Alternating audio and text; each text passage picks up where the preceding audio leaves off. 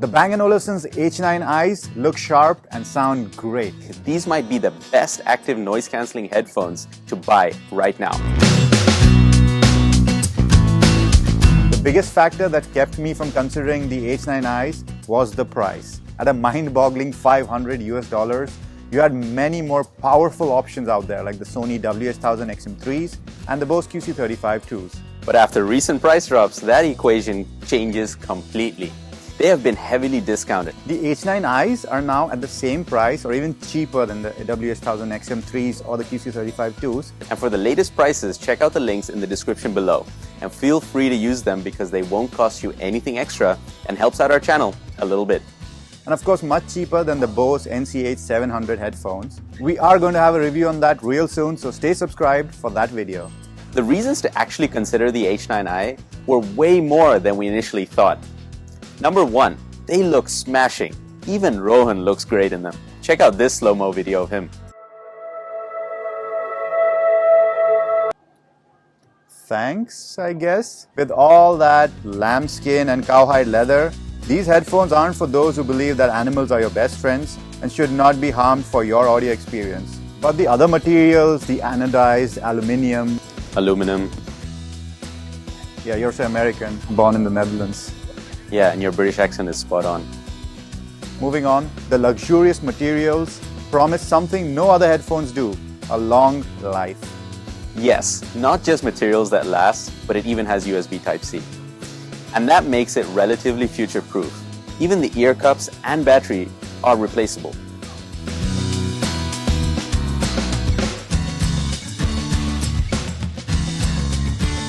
Well, at least we're told they're replaceable. They are replaceable and they don't have any sort of creak in them. And one reason why there's no creak in them is because they don't fold. They come in the soft case, which he lost. So they are a bit bigger than your other noise cancelling headphones to travel with. But I suppose Bose is now taking a leaf out of Bang & Olufsen's book with the NCH700. They don't fold either. At least the Bose and the Sony come with a hard case. The B&O comes with a flimsy soft case. To upgrade to a soft leather case will cost you an additional $100. $100 freaking dollars! Yeah, you can even get an Anker noise cancelling headphones with a hard case for less than that. It's like buying a $6,000 Apple monitor and paying $1,000 extra just for the stand. Actually, that Apple analogy works quite well because these headphones look good, sound good, hopefully they last long. A lot of that, it just works. Ah, my ears hurt. Can you turn that fanboy down a notch? They don't have Apple fanboy cancelling, but they do have decent noise cancelling. They do cancel noise reasonably well, but they aren't top of the line. And they offer no flexibility except for transparency mode, which we'll talk about in a bit later. And they only have the ability to switch off noise cancelling. So that might be a deal breaker for some. But they're not as good as the XM3 or even the Bose QC35-2s. Yes, and now let's talk about the comfort. None of that warm embrace like you do get from the Bose QC35-2s or even the mild embrace that you get from the Jabra Elite 85H or even the cool embrace of the Sony WH-1000 XM3s. Okay, I think these metaphors are breaking down a little bit, but you see where we're going, right? These aren't the most comfortable pair of headphones, despite having luxurious materials. It's as if B&O couldn't decide between on-ears or over-ears. They just kind of went in the middle and made the most of it. Or maybe they just wanted to stand out with round-shaped ear cups compared to the competition, which all have oval-shaped. But those are just two blips on an otherwise stellar set of capabilities. And the proximity sensor works well. If you know how to use it. This is a device for which you need to read the manual.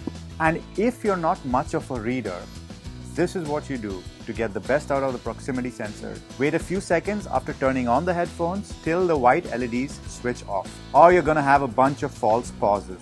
And take them off both your ears or wear them on both your ears if you really want this feature to work flawlessly.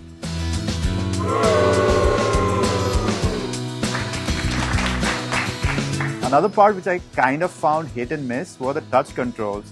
The rotary volume works if you don't rush it, and I actually really like transparency mode. Much better than that silly gesture on the WH-1000 XM3. You actually cover your ear to let people know that you're listening to them? On the XM3, yes. Wow. I'm really cool. What's wrong with him? He's wearing headphones and covering his ears? However, an unfortunate omission with transparency mode is you can't have that on and listen to music at the same time, which you can do on pretty much any other noise cancelling headphone. So Rohan, sound is one of those stellar things we mentioned earlier, right? Yeah, these are really nice, fun headphones. They have this nice V shape to them. You put them on and you instantly enjoy the music. The soundstage feels a bit wider than the Sony WH-1000 XM3 as well. Although people do complain that these are a little bass heavy, I don't mind that so much. A good example is one of the singles that my band released recently, Kevin, is called Get Real.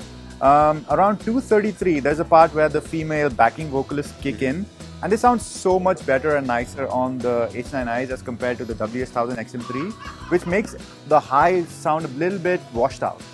And do note that this doesn't support aptX and LDAC, but only ASC, so that might be something to consider for you non-Apple losers out there.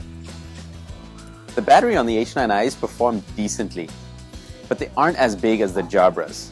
There is a big but. Two big buts actually. The H9i's have a replaceable battery. And you can play music off of them while connected to USB Type-C, which many headphones don't offer at this point in time.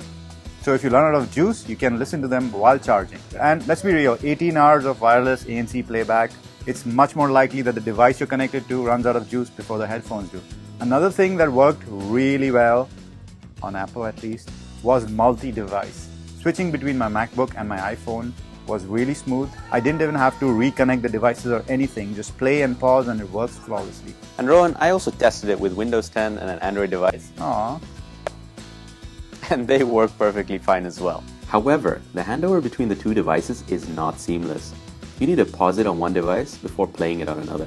So many say the Sonys are the best, but the H9i's beat them in phone calls by far. For the fuck money new. When we started working on this review, we thought there wasn't that much going for the BeoPlay H9i's, but we were pleasantly surprised. Except for their comfort and noise cancelling, these might be the best active noise cancelling headphones for their discounted price. So that's it guys, thank you for watching. Don't forget about the links in the description or give us a thumbs up. Or why not both? Go crazy. You've been losing cases for the H9i's. Actually, that was you. And we've been DHRME.